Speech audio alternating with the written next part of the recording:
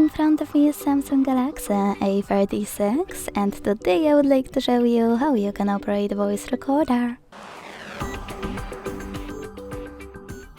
Begin by launching Recorder app and tapping on Allow and while using in the pop-up. Now click on this red button at the bottom to start recording. Hit Allow again, and as you can see, recording is on.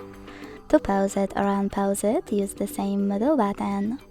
To add a bookmark, click on this icon on the right.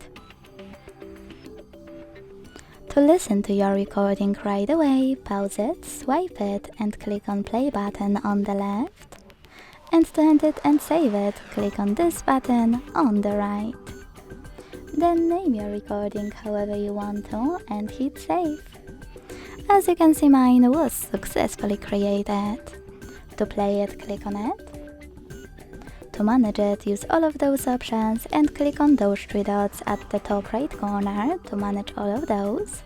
Or go back, hold it, and select whatever you want to from the bottom. You can also choose Delete and tap on Move to Recycle bin to get rid of your recording right away. Thanks so much for watching. If you enjoyed this video, leave a like, comment and subscribe. Bye!